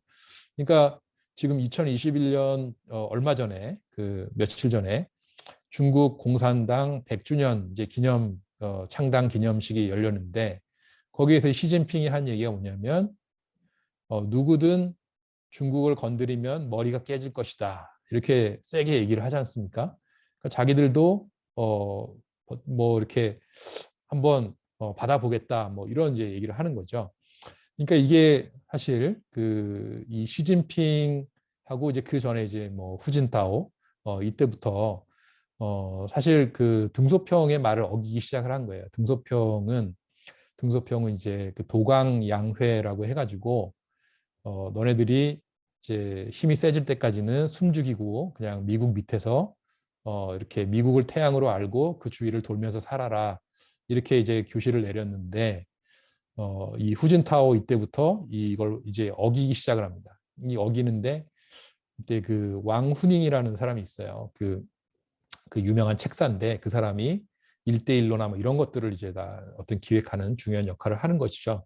그래서 그 사람이 공산당 서열도 높은 사람인데 이제 등소평하고 다른 그 방향으로 가기 시작하는 거죠. 이게 이제 뭐 대국 굴기의 어떤 그 대국 굴기의 방향으로 가는 거죠. 도광양에서 대국 굴기로 가는 거고 그런 것들이 이제 미국을 이제 자극을 하는 거고 그것이 이제 이런 상황이 되는 거고요. 그래서 뭐 이거를 정확히 보면 경쟁인 측면이 있지만 정확히 보면 이제 밑에 있는 그 중국이 치고 올라오는 거를 미국이 견제하고 막는 이런 성격이 이제 강합니다. 그러니까 어떤 대등한 입장에서의 경쟁은 아직은 아닙니다. 여러분 생각을 해보세요. 미국의 항공모함이나 뭐 이렇게 미국 해군이 대만 앞바다에 가서 이렇게 막 훈련도 하고 대만 해협도 한번 쓱 지나가고 하잖아요. 근데 만약에 그 중국 항공모함이 하와이 앞바다에 와가지고 뭐 오아후 섬하고 마우이 섬 사이에 한번 쓱 간다든가 아니면 샌디에고 앞바다에 와가지고 한번 뭐 구축함이 한번 쓱 왔다 갔다 하면은 미국 입장에서는 황당하겠죠. 그죠? 그러니까 이게 우리가 경쟁이라고 얘기는 하지만 이 힘의 격차라는 거는 이제 엄연히 존재하는 거고 그 격차는 아직도 상당히 크다. 이제 중요한 건 이제 방향성이라는 것이죠. 그래서 이런 지금 이제 상황이고요. 이게 이제 그 세계화의 흐름에 영향을 준다. 그래서 지금 이 그 이게 보시면 1차 그 탈세계화가 그 어떤 이제 그 2차 산업혁명 이후에 벌어졌던 것이고요. 이때가 이제 그 전쟁이 2번 일어났던 때고요. 그다음에 지금의 그 상황은 2차 탈세계화다라는 것입니다. 그래서 지금 만약에 또 전쟁이 일어날지 안 일어날지는 모릅니다. 미국하고 중국이. 근데 이제 중국이 만약에 미국의 뭐 한 95% 수준까지 오면 뭐 전쟁이 일어나지 말라는 법은 없겠죠. 근데 아직은 70%니까 뭐 그 정도까지는 아니지만 지금 이런 상황이고 이제 영내 무역의 비중이 커집니다. 그러니까 자기들끼리 하겠다. 우리 동맹국끼리 한다. 뭐 또는 뭐 유럽은 자기들 뭐 유로존끼리 한다라든가 이런 식으로 이제 끼리끼리 하는 뭐 이런 이제 흐름이 나타나는 것이죠. 그래서 이 흐름 그다음에 이제 글로벌 불균형이 이제 확대되는 중국과 미국의 뭐 흑자 적자 문제, 그죠? 이런 게 이제 심해지는 문제, 양극화가 심해지는 문제. 그러니까 이게 뭐냐면 지금의 우리가 살고 있는 시대가 이 불균형이 확대된 시대. 그다음에 양극화도 확대된 시대. 탑 1% 인컴 쉐어 이것도 확대된 시대. 우리가 이런 시대를 지금 이제 살고 있다. 그래서 어떤 이제 임계치에 막 다가가고 있는 이런 이제 상황이고요. 이런 상황에서 이제 자본의 수익률이라는 거는 하락을 합니다. 그러니까 양극화가 심화되고 막 이런 상황에서 인구 구조 노령화도 심화되고요. 아기도 안 낳고 그렇게 되는 거죠. 그럼 인구 구조가 이제 고령화되는데 경제가 좋을 때 막 많이 태어난 사람들이 늙죠. 그다음에 이제 지금은 양극화됐으니까 젊은 사람들 많이 안 태어나죠. 그럼 이제 노후 대비 저축이 늘어나는데요. 이 저축이라는 거는 누군가 받아줘야 돼요. 누군가 투자를 해줘야 돼요. 그걸 빌려서. 근데 베이비 부머들의 노후 대비 이 자산 저축은 굉장히 많은데 젊은 사람들이 이걸 빌려서 투자를 안 해요. 투자 수요 자체가 부진해요. 젊은 사람이 작기 때문에 그런 것도 있고 뭐 기술 자체가 뭐 투자를 덜 필요로 하는 그러니까 뭐 플랫폼 같은 거는 뭐 호텔 하나 안 지어도 에어비앤비를 운영하잖아요. 우버도 자동차 한 대 없어도 우버를 운영하고 그냥 어떤 그 소프트웨어 갖고 막 운영을 해버리고 사람은 그냥 사람들의 짜투리 시간 이런 거 막 조달로 하고요. 싸게. 그래서 투자 수요도 부진하고요. 전반적으로. 자본 과잉의 시대가 이제 되는 거고 이런 시대에는 메이킹보다는 테이킹을 하게 됩니다. 그러니까 뭔가 새로 막 공장을 만들어서 막 생산하기보다는 좀 쉽게 독과점을 해서 남의 걸 뺏어오자 아니면 부동산을 뭐 이렇게 막 해가지고 지대를 받자 그래서 지대 추구 활동, 좀 쉬운 돈벌이 이런 것들을 자꾸 하려고 하고 뭐 코인 그러다 보니까 젊은 사람도 코인 쪽으로 막 빠지고 막 이런 식으로 막 비생산적인 활동들을 자꾸 하고 젊은 사람들은 렌트 세대라고 하죠. 그래서 일종의 농노 비슷하게 막 뭐 이렇게 살아간다 이런 얘기도 나오고 여러 가지 불평등이 확대가 된다라는 것이죠. 그래서 이런 상황에서 이 불평등을 완화하는 그러니까 어떤 임계치로 이제 갔을 때 역사적으로 봤을 때 어떤 일들이 이제 벌어지느냐라는 건데, 그러니까 이 walter 샤이델이라는 사람이 Great Leveler라는 이제 이 책을 썼는데요.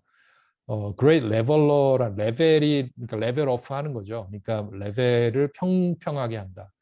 그러니까 불평등을 완화하는 일을 하는 평준화를 해버린다. 평준화를 하는 메커니즘이 4개가 있다. 첫째는 전쟁이다라는 겁니다. 그러니까 전쟁은 직접적으로 자본을 파괴하는 행위입니다. 그러니까 자본이라는 게 과잉인 게 문제거든요. 자본 과잉이 문제일 때는 이걸 해결하는 제일 쉬운 방법이 뭐냐면 자본을 파괴하는 겁니다. 물론 내 자본을 파괴하면 안 되죠. 남의 자본을 파괴하는 거죠. 내 자본은 놔두고 남의 자본을 파괴하면 내 자본의 희소성이 높아지고 내 자본의 수익률도 높아지는 거죠. 그래서 전쟁이 하나의 방법이고요. 혁명이 있습니다. 이거는 그냥 뒤집어 엎어버리는 거죠. 그래서 옛날에 뭐 러시아에서는 그냥 뭐 혁명을 해버리고 옛날에 프랑스에서도 뭐 프랑스 혁명 뭐 여러 가지 그런 일들이 일어나는 경우도 있고 국가 붕괴 그냥 아예 국가가 뭐 제 기능을 못하는 혼란 카오스로 가는 소말리아 같은 게 국가 붕괴 사례인데요. 그런 식으로 가는 경우도 있고 그다음에 우연인지 뭔지 모르지만 전염병이 난다. 전염병이 돈다. 그래서 사람이 막 죽어가지고 이런 또 불평등이 완화되는 경우가 있다. 그래서 전염병이 왜 불평등을 완화하느냐? 이제 이걸 생각해 보시면요, 일률적이지는 않습니다. 일률적이지는 않은데 제가 며칠 지난주인가요? 그 동아일보에 칼럼을 하나 썼는데 이 얘기를 썼습니다. 옛날에 흑사병이라는 게 이제 미국 아니 유럽에 이제 돌았는데 흑사병이 끝났을 때 그 유럽의 인구가 뭐 한 3분의 1이 죽어서 이제 없어지는 거죠. 그러면 일할 사람이 없어서 그 노동자들의 임금이 올라간다. 임금이 올라가면 불평등이 완화되는 거죠. 그렇죠? 그래서 서유럽에서는 실제로 그런 일이 벌어졌습니다. 그래서 영국이나 뭐 이런 나라들은 노동자들이 이제 적어지니까 노동자들한테 더 많은 임금을 주고 그러니까 이제 그 봉건제가 붕괴가 되는 거죠. 봉건제라는 게 이제 사람을 땅에 묶어가지고 뭐 노예처럼 부리는 거잖아요. 뭐 노역 의무를 막 주고 하는 건데 그 제도가 이제 없어지고 자본주의로 이제 이행을 하게 됩니다. 예, 그게 이제 서유럽에서 있었던 일인데 근데 이제 동유럽에서는 정반대 일이 일어납니다. 이게 뭐냐면 흑사병이 끝나서 사람이 죽으니까 이 동유럽에서는 사람을 땅에 더 세게 얽어매고 착취를 더 강화하는 거죠. 그러니까 사람이 주니까 더 많은 땅을 경작시키고 더 착취를 강화하는 이런 일을 하는데 어떤 이제 메커니즘이 있는 거죠. 이게 동유럽에서는 사람들의 빚을 떠안겨 가지고 빚 못 갚으면 못 나간다 이런 식으로 해서 땅에 얽어매는 겁니다. 그리고 뭐 어떤 폭력적인 기제도 쓰는 거죠. 사실 뭐 서유럽이라고 해서 그런 걸 안 쓴 게 아니죠. 서유럽도 이제 여러 가지 술수를 썼는데 어, 그런데 이제 서유럽에서는 그 밀란 같은 게 많이 일어났어요. 밀란이 일어나고 그러면서 이제 지배자들이 이제 양보를 해서 이런 식으로 이제 농노제가 없어졌는데 동유럽에서는 그런 게 좀 효과적이지 않았던 거죠. 너무 이제 지배층이 세서 더 착취가 강화됐다. 그래서 전염병이라는 게 불평등을 완화할 수도 있고 불평등을 심화시킬 수도 있습니다. 그거는 어떤 제도를 우리가 채택하느냐 여기에 달려 있습니다. 그래서 지금 우리가 불평등이 이제 임계치에 왔는데 뭐 전쟁이 만약에 일어난다 그러면 중국하고 미국하고 하겠죠. 근데 물론 이제 그런 큰 전쟁이 일어나지 않고 주변부에서 일어날 수도 있겠지만 근데 뭐 이거는 지금 현재로서는 당장 생각하기는 어렵지만 뭐 하나의 확률로서 존재하는 거고 전염병은 실제로 일어났죠. 이게 이제 그 어떤 사람들의 임금을 올리는 식으로 이제 가느냐 아니냐 이건데 바이든 정부 같은 경우는 지금 이제 재정을 막 투자하는 거죠. 재정을 막 투자를 해가지고 사람들이 임금을 올리는 식으로 이제 최저임금도 올리겠다 이런 식으로 이제 가는 거죠. 그러니까 그전에는 그냥 돈만 막 빌려줘가지고 돈을 막 빌려주면 주로 자산 투기를 하거든요. 그러면 부동산 가진 사람이 유리하죠. 그래서 그런 쪽으로 많이 했는데 지금 바이든은 그래도 이걸 줄이는 쪽으로 가겠다라고 이제 담대하게 지금 이제 하고 있는 거고 그게 성공해서 이제 불평등이 완화되고 경제가 다시 좀 이렇게 그 메이킹 쪽으로 가고 선순환하면 또 미국이 다시 한번 또 도약할 수도 있겠죠. 근데 그거는 굉장히 불확실합니다, 지금. 예, 예, 불확실하죠. 예, 그래서 미국과 중국으로 이제 좀 더 예, 예, 이 얘기를 좁혀서 이 보는 시각을 또 말씀을 드리겠습니다. 그래서 이제 미국과 중국 중에 어느 나라가 이제 결국 패권을 차지할 것인가, 앞으로 100년 후에 어느 나라가 세계 패권국의 지위를 유지하고 있을 것인가, 이 이슈에 대해서 이제 이해를 하려면 좀 시각이 필요한데요. 몇 가지 시각이 있습니다. 그 제 근본 문제가 그렇습니다. 왜 어떤 나라는 잘 살고 어떤 나라는 못 사는가? 어떤 나라는 GDP가 높고 어떤 나라는 낮은가? 막 이런 건데 모든 문제를 기후로 환원하는 그런 이론이 있습니다. 기후가 중요하다. 결국 잘 사는 나라들의 공통점은 뭐냐면 온대지방에 위치하고 있고 그다음에 바닷가에 위치하고 있다. 이런 이제 관찰이거든요. 그래서 이제 방글라데시 외교관 뭐 이런 사람들이 이제 한 얘기인데 뭐라고 그러냐면 인디아나, 파키스탄, 인도네시아, 나이지리아, 가나 이런 곳에 가면 막 힘이 빠진다. 피지컬, 멘탈, exertion 그래가지고 일을 못 하겠다. 근데 UK, 프랑스, 저머니, USA에 가면은 reinforced하고 stimulated by the temperate climate 뭐냐면 어떤 좋은 기후에 의해서 아주 그 힘이 생긴다. 뭐 이런 얘기잖아요. 그러니까 기후가 굉장히 사람들한테 영향을 많이 미칩니다. 여기 뭐 하와이에 계신 분도 있지만 하와이에 가보시면 정말 너무 기후가 좋지 않습니까? 뭐 온도는 20도에서 30도 사이 1년 내내 습도는 50% 그다음에 바람은 살랑살랑 불고 정말 이런 곳에서는 이제 알로하 스피릿이 생기고 모든 걸 사랑으로 바라볼 수 있는 이런 마음이 생기잖아요. 근데 미국이나 그러면 영국에서는 왜 산업혁명이 일어나느냐? 영국은 날씨가 뭐 좋은 때도 있지만 겨울이 길어요. 겨울이 길면 사람들이 어, 그냥 집에서 이제 긴 겨울밤을 이제 보내야 되는데 그러다 보니까 자꾸 생각을 하게 되고 자꾸 뭔가 아이디어를 떠올리게 되고 공부를 하게 되고 그렇게 해서 뭐 지식 기술이 발전했다 뭐 이런 얘기도 있어요. 그래서 어떤 기후냐가 사람의 어떤 그 뭐랄까요 생산성이나 지식 기술 창출에 많은 영향을 준다. 그런 관점이 있죠. 그래서 뭐 이거는 약간 뭐 그냥 재미로 쓴 건데요. 그 왜 유럽의 기후가 사람이 살기에 적당하고 어떤 또 겨울도 있고 뭔가 겨울이 또 되게 중요한 게 뭐냐면요.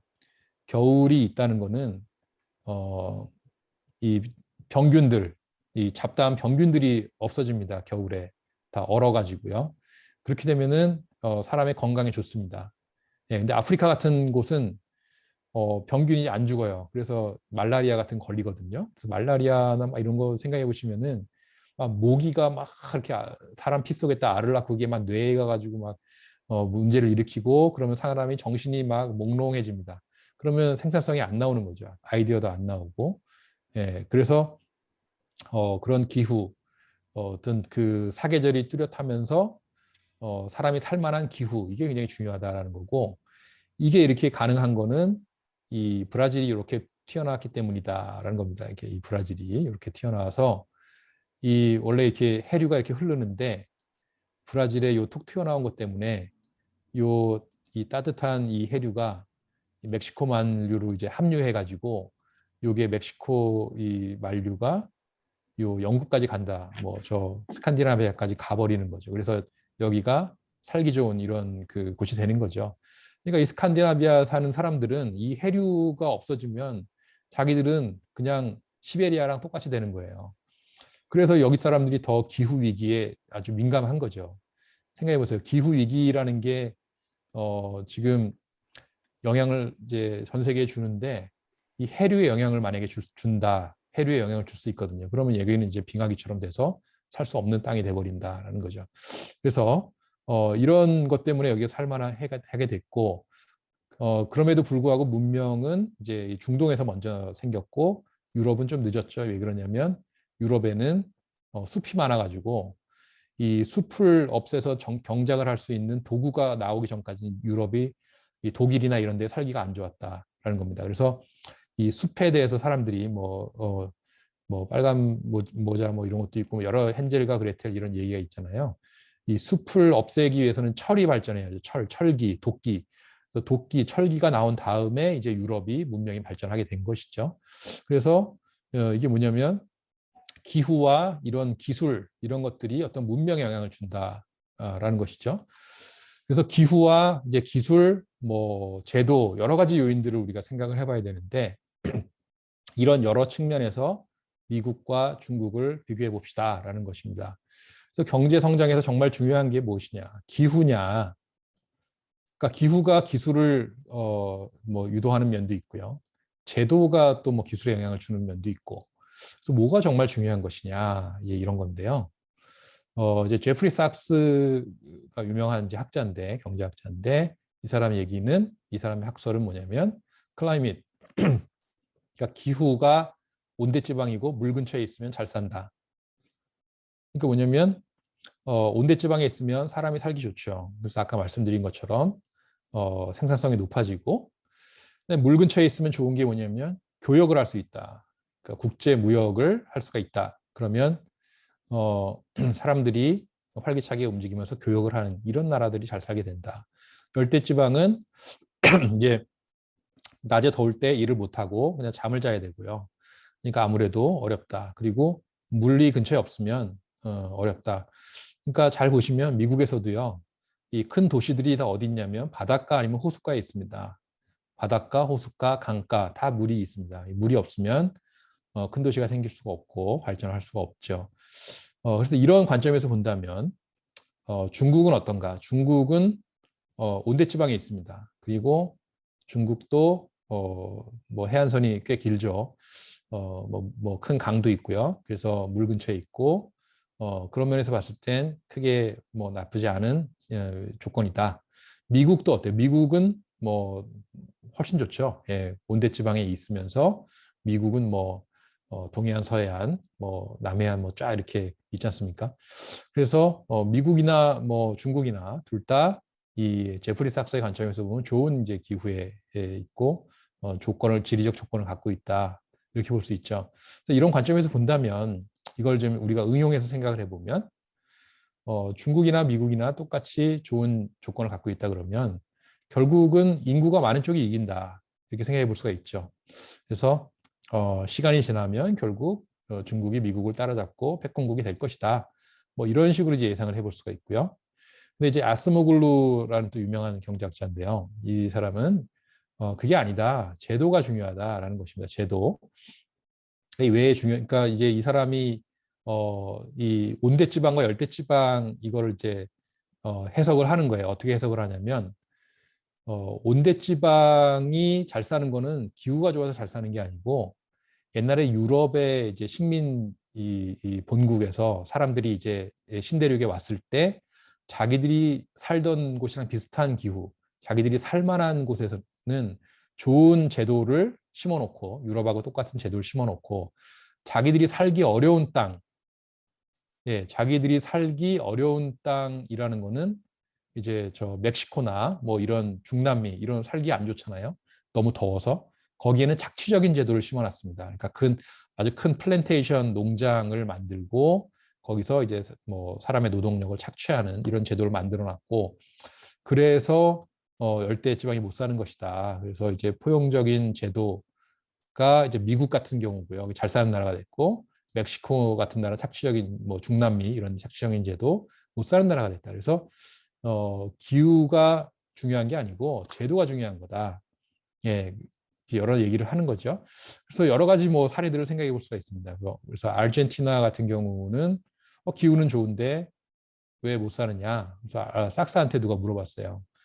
이제 제가 삭스 강의에 한번 갔었는데, 그러니까 대답이 뭐냐면 아르헨티나는 모든 나쁜 정책을 다 펼쳤음에도 불구하고 기후가 좋기 때문에 그만큼 사는 것이다.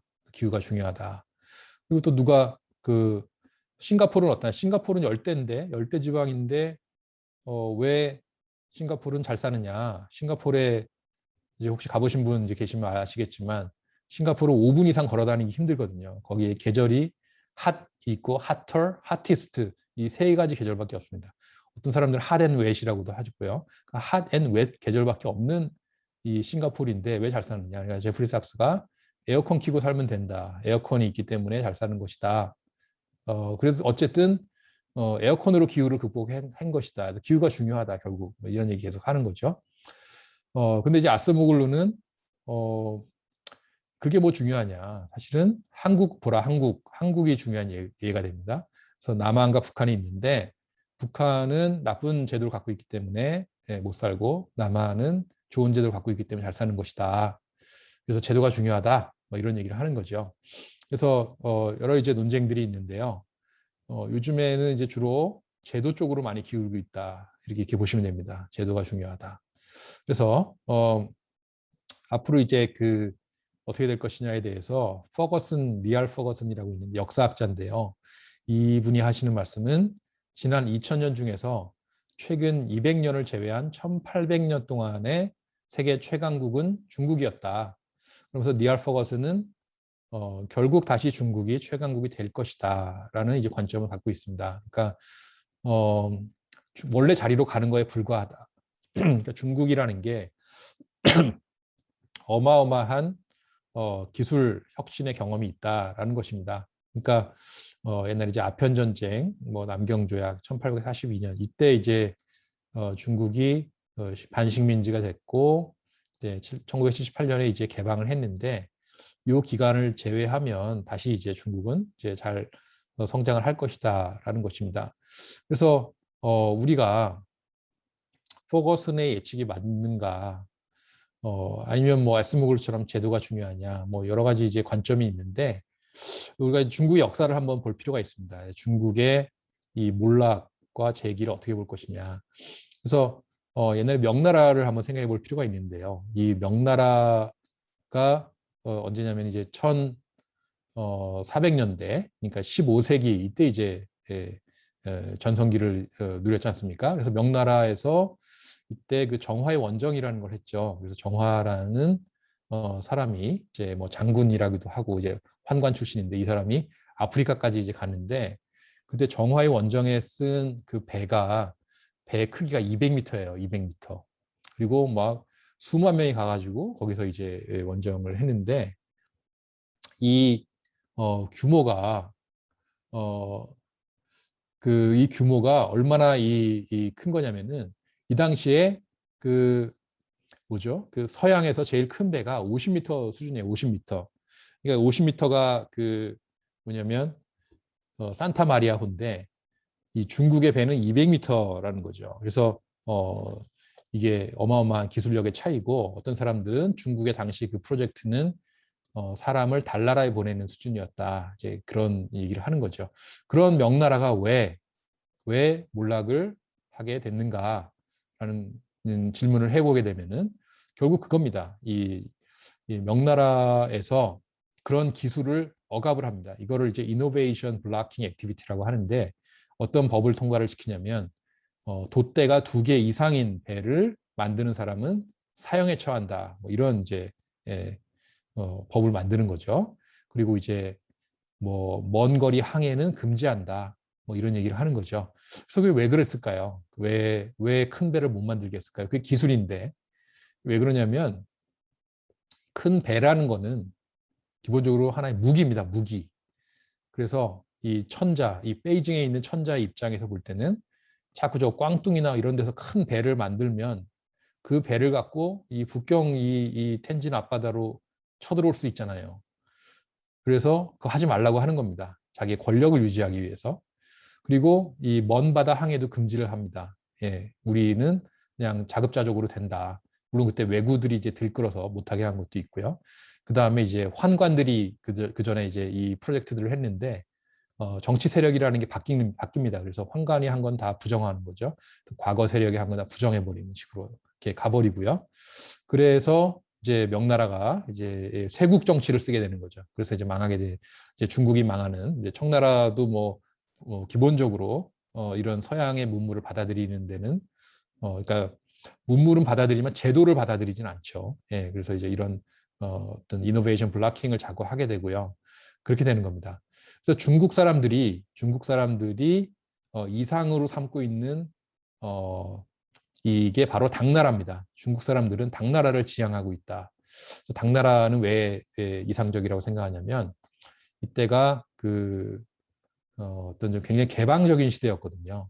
그러니까 쇄국 정치가 아니고 당나라는 이제 개방 정책을 썼고 또 여러 나라 사람들을 이제 관리로 등용하고 어떤 세계 제국을 이뤘다. 그래서 당나라를 지향한다. 자기들은 이렇게 얘기를 합니다.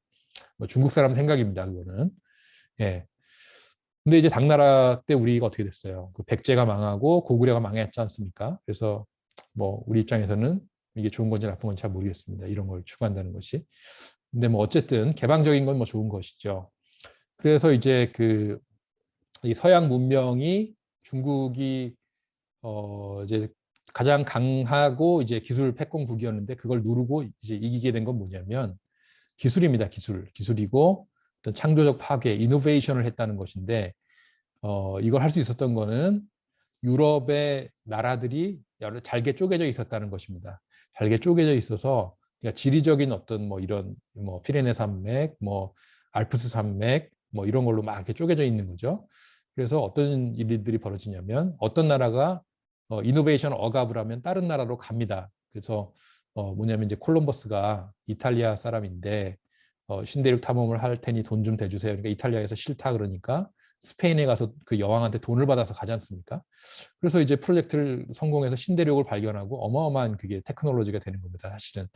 그래서 이게 서양이라는 거는 경쟁 체제였다. 이노베이션을 경쟁하는 체제였고 중국 체제는 이노베이션을 블락킹하는 체제였다. 그래서 결국 누가 21세기를 지배할 것이냐라는 거는 제도와 뭐 테크놀로지가 관건이 되는 것이고요. 이 제도가 얼마나 개방적이고 이게 기술 혁신에 도움이 되는 제도냐 여기에 달려 있는 겁니다. 그래서 만약에 중국이 이 좋은 제도로 만약에 진화한다 그러면 패권국이 될 수도 있습니다. 근데 그게 되느냐 안 되느냐는 정치에 달려 있습니다. 정치. 그래서 중국 사람들한테 이 얘기를 합니다. 우리가 중국 사람들한테 너네 제도는 이노베이션 블락킹 하는 게 많다. 그리고 좀 폐쇄적이지 않느냐 이런 지적을 합니다. 그러면 자기들은 그래도 진화하고 있다. 우리 정치도 진화하고 있다. 이렇게 얘기를 합니다.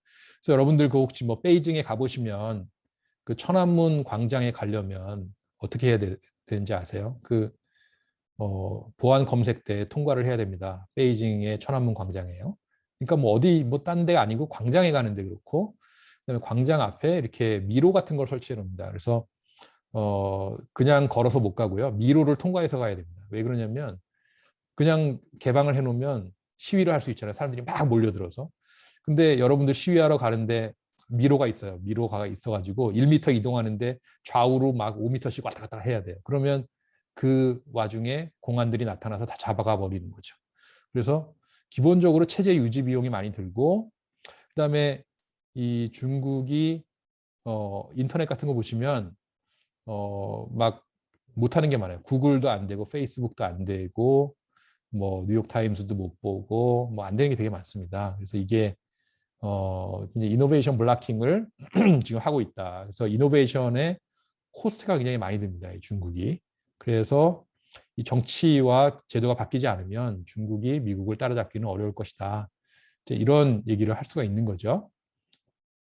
그래서 이제 제도가 제일 중요하다. 그리고 중국은 지금 이제 1인 독재, 뭐 일당 독재 이걸 유지한다 그러면 결국 이제 이노베이션 블락킹을 할 수밖에 없지 않은가 이런 생각을 해보고요. 그래서 쉽지 않은 측면이 있는데 모르죠. 뭐 또 중국이 어떤 제도를 또 바꿀지 이제 그게 굉장히 중요한 문제다라는 것이고요. 그래서 제도가 중요하다. 그럼 이제 이 제도를 결정하는 게 도대체 뭐냐? 이게 되게 어려운 문제입니다. 이 제도라는 게 어떤 문화에 의해서 결정되는가? 아니면 인종에 의해서 결정되는가? 기후에 의해서 결정되는가? 역사인가? 아니면 우연인가? 뭐 답은 없습니다. 그러니까 문화가 굉장히 중요하다고 생각하는 사람들이 많은데요. 사람들 이제 흔히 생각하는 게 일본은 아주 근면성실한 사람들이다. 일본인들은 그래서 그런 제도를 갖고 있다 이렇게 생각하는데 19세기에 이제 일본에 온 사람들이 한 얘기가 뭐냐면 이렇게 가난한 민족은 희망이 없다. 이런 얘기를 되게 많이 했습니다. 일본 사람들이 일을 안 하고 그냥 농땡이만 피운다. 이런 얘기를 되게 많이 했고 한국도 마찬가지입니다. 한국도 뭐 1950년대, 60년대 한국에 온 서양인들이 하는 얘기는 한국 사람들은 이렇게 저축을 안 한다. 이런 국민성으로는 뭐 투자가 안 되고 성장이 안 된다 이런 얘기를 하는 거죠. 근데 현실은 다르죠. 다 바뀌어 버리잖아요. 국민성 자체가 바뀌어 버린다는 겁니다. 그러니까 게으른 사람들이 갑자기 부지런해지고 막 이렇게 바뀌는 거죠. 그러니까 어떤 이제 인센티브나 이런 거에 반응을 하는 건데요. 그 인센티브라는 게 사실 또 제도죠. 그러니까 결국 문화라는 게 이 자체로서 뭐 이렇게 절대적인 게 아니고 이것도 또 제도에 따라서 바뀔 수도 있는 거고 인종도 사실은 뭐, 뭐 황인종이라고 해서 성장을 못하냐 뭐 그것도 아니고 그다음에 북한이나 남한이나 같은 인종인데도 또 막 다르잖아요. 다른 제도를 쓰잖아요.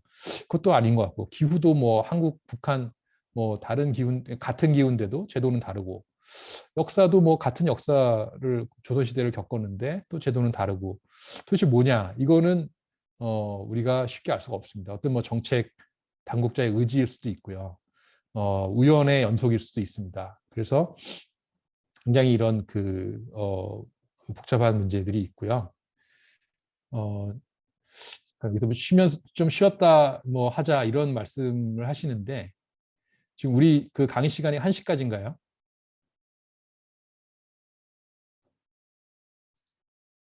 우리 강의 예, 강의 시간이 1시까지인가요?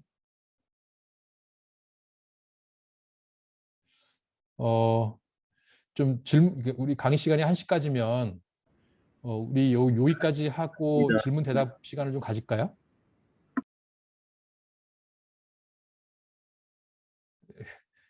어떻게 할까요?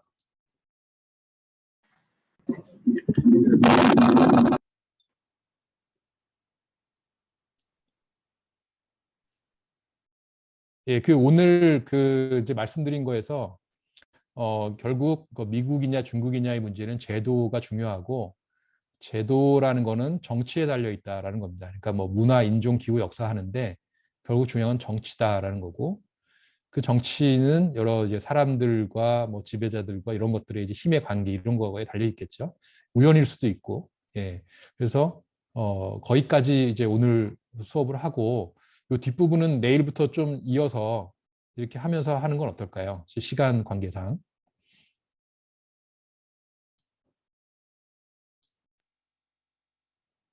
네, 우리 교수님 좋은 것 신경 같습니다. 예, 예, 그렇게 하시고 오늘 한 내용 가지고 우리 질문 대답 시간을 좀 가질까요? 네. 네, 수강생분들 그렇게 할까요? 질문하실 거 있으면 마이크 푸시고 네, 자유롭게 의견 나눠주시면 될 것 같습니다. 이거 공부한 질문.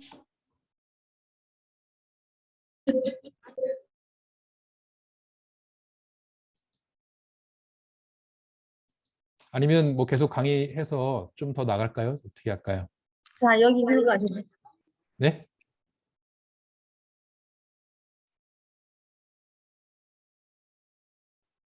아니면 좀 더 나갈까요, 강의? 예, 지금 오늘은 그러면 첫 시간이니까 제가 뭐 역사 중심으로 이렇게 좀 편하게 들을 수 있는 이런 얘기들을 많이 했는데 예, 좀 더 그러면 하겠습니다. 좀 더. 그래서 한 10분 정도 더 하고 예, 그리고 질문을 뭐 받도록 하겠습니다. 그래서 이제 중국의 이 몰락과 재기에 대해서 이제 계속 이제 말씀을 드렸는데요. 그래서 이제 중국 이거 좀 이제 정리하는 거죠. 그래서 중국과 유럽의 차이라는 거 여러분이 이제 지리적인 그런 뭐 차이라는 게 있고, 그다음에 정치적인 차이가 굉장히 크다라는 것을 또 말씀을 드렸습니다. 그래서 이 중국의 이 사상에 굉장히 중요한 게, 그러니까 중국의 정치라는 게 이제 또 무엇에 영향을 받는가라는 걸 또 생각해 볼 수가 있는데, 어떤 사상에 영향을 받습니다. 그 사상. 그래서 중국의 그 사상을 뭐 우리가 이제 옛날에 유교 사상이라고도 할 수가 있는데요. 여러분이 이제 요 말을 한번 잘 생각을 해보셔야 됩니다. 이게 뭐냐면 중국의 이제 여러 경전 중에 시경이라는 게 있습니다. 시경에 나오는 얘기인데요. 하늘 아래 천자의 땅이 아닌 곳이 없고 하늘 아래 천자의 신하가 아닌 사람이 없다라는 겁니다. 이게 바로 중국의 모든 기본 사상입니다.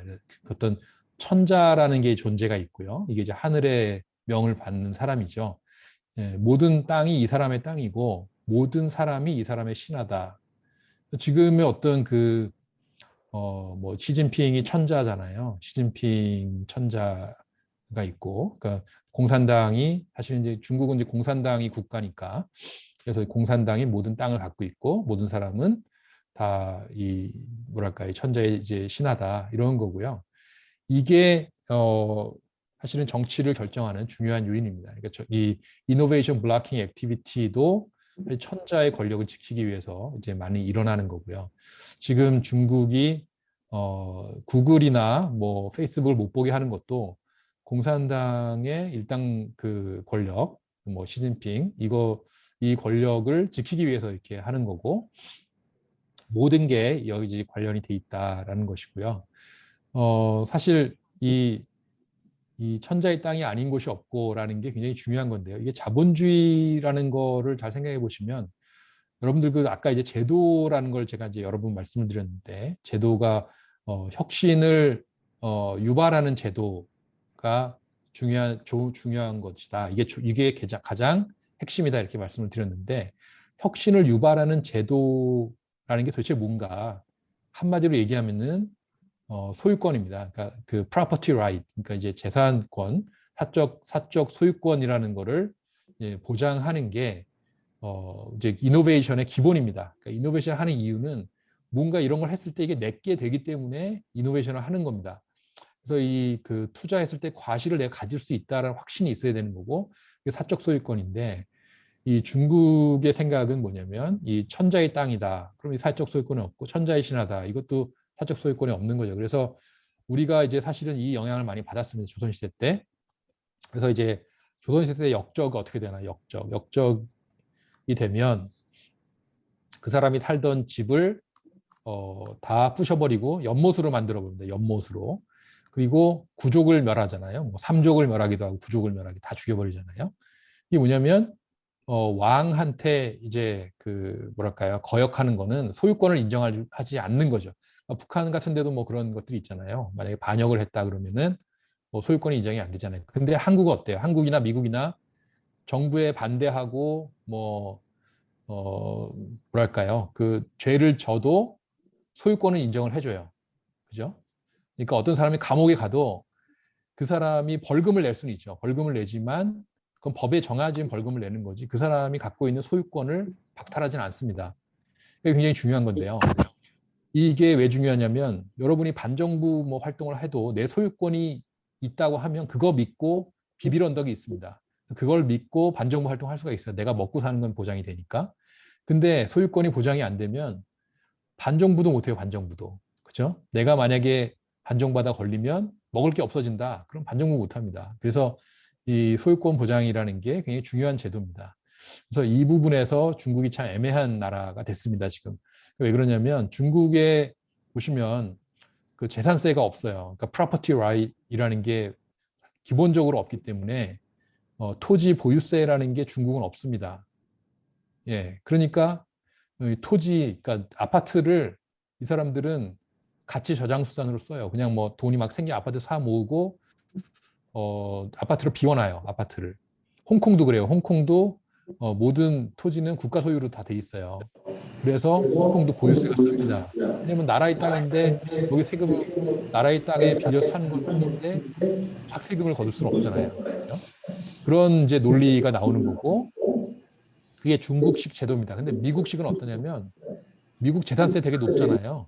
그죠? 이 프로퍼티 텍스가 어마어마한데, 근데 미국이 프로퍼티 텍스가 많은 거는 프로퍼티 라이트를 그만큼 인정해 주기 때문에 그렇습니다. 프로퍼티 라이트를 인정해 주는 거는 그만큼 사회적 비용이 드는 거기 때문에 거기에 대해서 대가를 지불해라. 그러면서 자기의 그 공정한 어떤 어떤 소유권을 주장할 수가 있는 거죠.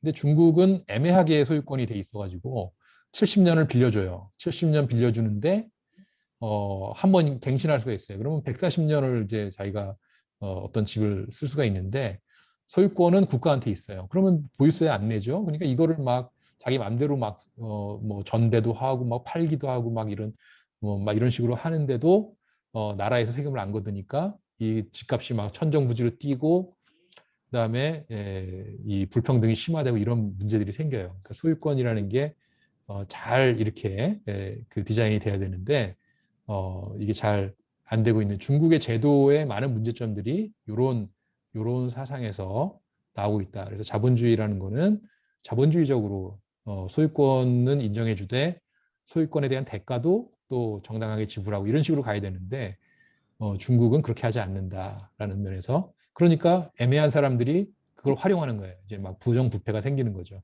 뭐 토지를 싸게 이용하게 해주고 막 뇌물을 받는다든가 이런 식의 검은 돈들이 나오는 이런 뭐 문제가 생기는 그런 제도일 수 있는 거죠. 그래서 중국이라는 나라가 하여튼 잘 되느냐 마느냐는 제도에 달려 있고 정치에 달려 있고 이 사람들의 이제 사상이 어떻게 바뀌느냐 여기에 또 달려 있다라는 얘기입니다. 그래서 오늘 지금 시간이 이제 얼마 안 남았으니까요. 제가 오늘 강의는 여기까지 하고요. 내일은 또 여기 이제 이어서 하고 그다음에 이제 뭐 산업 변화라든가 좀 더 이제 구체적인 문제를 다루도록 하겠습니다. 예, 그럼 이제 질문들 해주시죠. 예. 네, 교수님 감사합니다. 수업 잘 들으셨어요? 네. 다들 자다서 깨셨어요, 그때? 자, 그러면 우리 교수님께 오늘 첫 주 제1강 무사히 해주셔서 감사하다고 박수 한번 받습니다.